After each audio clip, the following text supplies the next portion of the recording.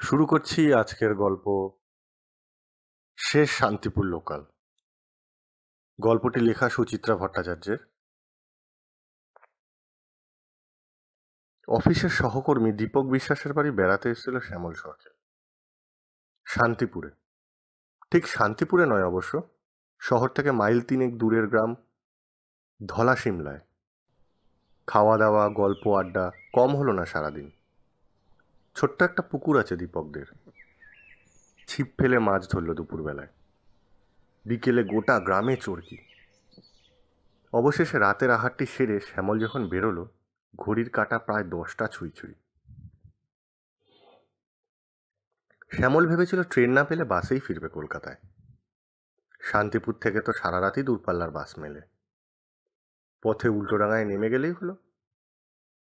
তবে আজ কপাল ভালো। ভ্যান রিক্সায় ঢিকুর ঢিকুর করে শান্তিপুর স্টেশনে পৌঁছে শ্যামল দেখল শেষ লোকালটা ছাড়েনি তখনও। মনটা ফুরফুরে হয়ে গেল শ্যামলের। বাসে ঝাঁকুনি খেতে খেতে যাওয়ার চেয়ে ট্রেনের দুলুনি উপভোগ করতে করতে ফেরার সুখ ঢের ঢের বেশি। ডিসেম্বরের রাত, ভালোই শীত পড়েছে। ট্রেনে যাত্রীও নেই বিশেষ, সব কামরাই ফাঁকা ফাঁকা। বেছে বেছে সামনের দিক থেকে চতুর্থ বগিটিতে উঠল শ্যামল। আক্ষরিক অর্থেই কামরাটি জনহীন। ছোট্ট বগিতে বাতি জ্বলছে মাত্র 2টো। আবছায়া মাখা এমন নির্জন পরিবেশই শ্যামলের বেশি পছন্দ। দিব্যি আরামে ঢুলতে ঢুলতে একসময় পৌঁছে যাবে উল্টোডাঙায়। ডান ধারের একদম কোণার সিটটিতে গিয়ে বসল শ্যামল। নামিয়ে দিল জানলার কাচ। পেট এখনো লুচি, মাংস আর মিষ্টিতে টইটুম্বুর। সিগন্যাল দিয়ে ট্রেন ছাড়ার আগেই চোখ ঝরিয়ে এসছে ঘুমে। খানিকক্ষণ পর আপনা আপনি তন্দ্রা ছিঁড়ে গেল। শ্যামলও টের পেল থেমে আছে ট্রেন। কি ব্যাপার, কোনো স্টেশন নাকি? বাইরে তো প্ল্যাটফর্ম নজরে আসে না, শুধুই ঘুরঘুরটি অন্ধকার। তখনই দৃষ্টি পড়েছে সামনের সিটে। মাফলারে মাথা মুড়ে বসে আছে এক গাট্টা গোট্টা লোক। গায়ে একটি আলোয়ানো জড়ানো। পাশেই সিটের ওপর একটি বড়সড় গাটরি। কখন ট্রেনে চাপল লোকটা? শ্যামলের মনের প্রশ্ন মুখে ফোটার আগেই লোকটা বলে উঠল, আমি ফুলিয়া থেকে উঠেছি, আপনি তখন নিদ্রা যাচ্ছিলেন। ও, শ্যামল অল্প হাসল। তা ট্রেনটার কি হলো, থেমে আছে কেন? সামনে কালীনারায়ণপুর স্টেশন, সিগন্যাল পাইনি। লোকটা গলা ঝাড়ল, আপনি যাবেন কতদূর? উল্টোডাঙা? দারুণ আন্দাজ করেছেন তো। অনুমানে আমার একটা বড় ভুল হয় না। ইদানিং ওই শক্তিটা আমার প্রায় অব্যর্থ হয়ে গেছে। তাই বুঝি? লোকটার কথার ভঙ্গিতে শ্যামল বেশ মজা পেয়েছে। হাত ঘষে বলল, তা আপনি নামবেন কোথায়? আমাকে তো শিয়ালদা অবধি যেতেই হয়। যেতেই হয় মানে? আজ যে ফুলিয়া থেকে শাড়িগুলো কিনেছি, এগুলো নিয়ে তো শিয়ালদাতেই নামার কথা। ফুলিয়ার কথায় মনে পড়ে গেল শ্যামলের। সেখানকার শাড়ির দুনিয়াজোড়া নাম। শ্যামল জানে। শ্যামল জিজ্ঞেস করল, আপনার শাড়ির ব্যবসা? ওই আর কি, আগে আমি চালাতাম, এখন ভাই দেখছে। তাহলে আপনি এত শাড়ি নিয়ে? কপালের ফের ভাই, এ বোঝা আমার বয়ে বেড়াতেই হয়। উপরওয়ালারও তাই ইচ্ছে। বেশ দার্শনিকের মতো কথা বলে তো লোকটা। শ্যামলের মনে হলো এমন একটা সহযাত্রী পেলে তো দিব্যি গল্পে গল্পে সময় কাটানো যায়। জোর হুইসেল বাজিয়ে ট্রেন ছেড়েছে। ছোট্ট একটা আড়মোড়া ভেঙে টিমটিমে আলু মাখা কামরাটায় একবার চোখ বোলালো শ্যামল। ট্রেনের গতির সঙ্গে ঝুলন্ত হাতলগুলো নাচানাচি করছে। এ ওর গায়ে ঠক্কর খেয়ে বাজছে খটাখট। শব্দটা কেমন গা শিরশির করে। আলগাভাবে শ্যামল বলল, কামরাটা একটু ছমছমে ভাব আছে না? তা আছে অবশ্যই, লোকটা সায় দিল। এমন আলো আধারের খেলা চলছে। আমার কিন্তু এমনটা দারুণ লাগে। সত্যি বলতে কি, আমি একটু ভৌতিক পরিবেশই লাইক করি, বিশেষ করে ট্রেনের কামরায়। তাই নাকি? হ্যাঁ মশাই, ট্রেনের কামরায় আমার ভূত দর্শনের অভিজ্ঞতা হয়েছে। নিশ্চয়ই লোকাল ট্রেনে নয়? না, এক্সপ্রেস। কীরকম, শুনবেন সে কাহিনী? শ্যামল চটি খুলে সিটে বাবু হয়ে বসল। বছর 2 আগের কথা, বুঝলেন। লখনৌ থেকে বেনারস যাচ্ছি, এসি কোচে। ট্রেন লখনৌ ছাড়ার আগেই আমাকে রেলের এক কর্মচারী বলে গেল, সাবধানে থাকবেন স্যার, কামরাটা কিন্তু সুবিধার নয়। রাত্রিরে যে টিকিট চেকারটি আসে সে কিন্তু বহুকাল আগে ওপারে চলে গিয়েছে।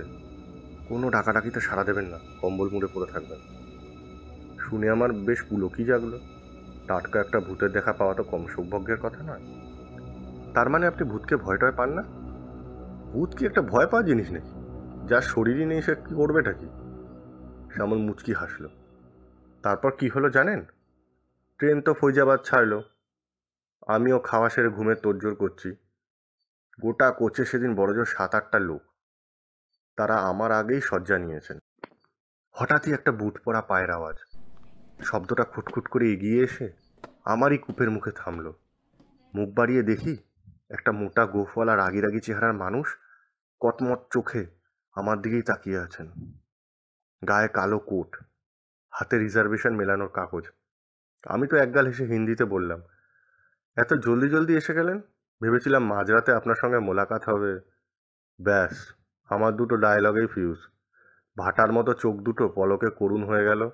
ছলছল দৃষ্টিতে একটুখানি তাকিয়ে থেকে বেমালুম কর্পূরের মতো উবে গেল লোকটা, ভূতটা। পরে রেলের লোকের মুখে শুনেছি ওই ভূত আর ওই ট্রেনে দেখা যায় না। আপনার সাহসের তো তারিফ করতে হয়। ওই জিনিসটি আমার একটু আছে বটে, আপনার যেমন অনুমান শক্তি। শ্যামলের হাসির চওড়া হলো। ছেলেবেলা থেকেই খুব ডানপিটে ছিলাম তো, শ্মশান টশানও অনেক গিয়েছি, বনে বাদারেও কম ঘুরে বেড়ায়নি, তাই ভয় বস্তুটি মন থেকে লোপ পেয়ে গিয়েছে। বাহ বাহ, লোকটা স্বরে আবার প্রশংসা বেজে উঠল। কিন্তু একটা কথা আমি বলবো ভাই, ভূতের ব্যাপারে এতটা বেপরোয়া হওয়া কিন্তু ঠিক নয়। কখনো সখনো তারা ক্ষতিও করতে পারে বই কি। শ্যামল রাগুড়ে গলায় বলল, আপনার তেমন কোনো অভিজ্ঞতা আছে বুঝি? না থাকলে কি আর আপনাকে সাবধান করি? বেশ তো, শুনি তাহলে আপনার গল্প।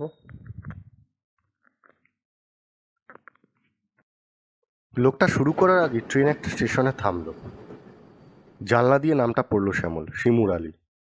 প্রায় ধুধু করছে প্ল্যাটফর্ম। একটা চাওয়ালা এত রাতেও কেটলি হাতে দাঁড়িয়ে তাকাচ্ছে এদিক ওদিক। পায়ে পায়ে এগিয়ে আসছিল শ্যামলদের কামরারই দিকে। কাছে এসেও হঠাৎ যেন ছিটকে সরে গেল। ট্রেন ছাড়তে শ্যামল বেজার মুখে বলল, দেখলেন চাওয়ালাটার কাণ্ড? ভাবলাম একটু গলা ভেজাবো। এই কামরায় ও উঠবে না। লোকটা নড়ে বসলো। শুধু ও কেন, কোনো হকারই এই বগিতে ওঠে না।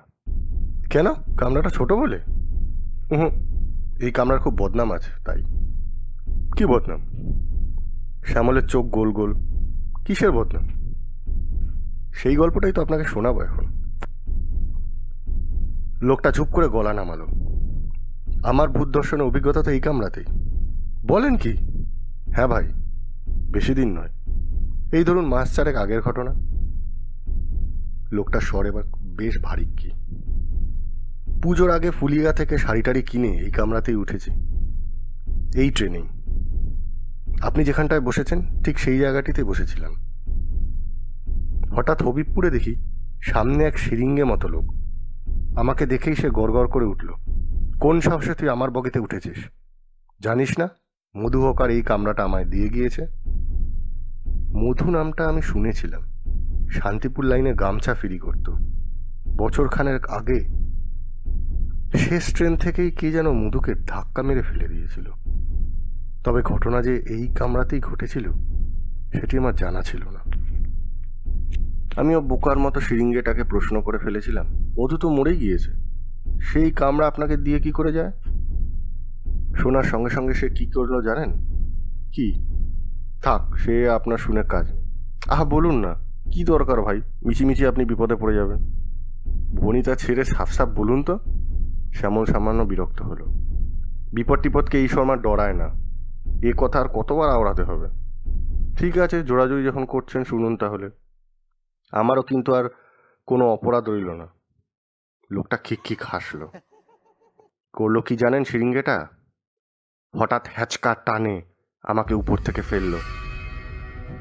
পলকে দেখি আমি শটান চলে গিয়েছি দরজার সামনে। থমথমে গলায় শিরিঙ্গে তখন বলল, মধু আমাকে এই দরজা দিয়ে ঠেলে ফেলে দিয়েছিল। তাতে মধুর মুক্তি ঘটেছে বটে, কিন্তু কামরা এসেছে আমার জিম্মায়। এবার কামরাটা আমি তোকে দিয়ে যেতে চাই। তারপর আর কি, শিরিঙ্গে ধাক্কা মারলো আমায়, আমিও ট্রেনের তলায়। এবং তৎক্ষণাৎ অক্কা। হ্যাঁ, নয় ভাই, হ্যাঁ। সেই থেকেই তো বেগার খাটছি। রোজ ফুলিয়া থেকে গাট্রি নিয়ে উঠি, শিয়ালদা অবধি যাই একা একা। ভূতের আস্তানা বলে ছাপ্পা পড়ে গিয়েছে তো। লাস্ট ট্রেনে কেউ আর এই কামড়ার ছায়াও মারায় না। কে জানে কেন শ্যামলের গায়ে কাটা দিয়ে উঠলো এবার। ঢোক গিলে বলল, এই আপনি কি বলছেন? গুল মারছি না ভাই, বিশ্বাস করুন। সিরিঙ্গে আমাকেই দিয়ে গেছে কামড়াটা। কিন্তু প্রতিদিন এই কাপড়ের গাঁটরি বয়া যে কি বিরক্তিকর। রোজই আশায় থাকি, এই বুঝি কে উঠলো, এই বুঝি কে উঠলো। আজ আপনার মতো এক সাহসী মানুষকে পেয়ে আমার যে কি আনন্দ হচ্ছে। শীতের রাতেও দরদর করে ঘামতে শুরু করে দিল শ্যামল। তালু শুকিয়ে খটখটে, জিভ নাড়তেই চাইছে না। কোনো ক্রমে তোতলাতে তোতলাতে শ্যামল বলল, আপনি আজ গুপি গল্প শোনাচ্ছেন কেন? আমি বোধহয় এবার ভয় পাচ্ছি। ঘাবড়িও না ভাই, মাত্র তো কয়েক সেকেন্ডের ব্যাপার। বলার সঙ্গে সঙ্গেই জোর একটা ঝটকা। আতঙ্কে চোখ বুজে ফেললো শ্যামল। স্পষ্ট টের পেল সে উড়ে গিয়ে পড়লো কামরার দরজায়। এবার ধাক্কা। না, ফুলিয়া থেকে সে কাপড় ব্যবসায়ী আর ওঠে না ট্রেনটায়। তার বদলে শান্তিপুর থেকে ওঠে এক যুবক, শ্যামল সরখেল। বেচারা এখনো প্রতীক্ষায় আছে। কেউ যদি ভুল করেও চড়ে বসে শিয়ালদা মুখো শেষ শান্তিপুর লোকালের 4 নম্বর কামরাটায়, যদি ওঠে।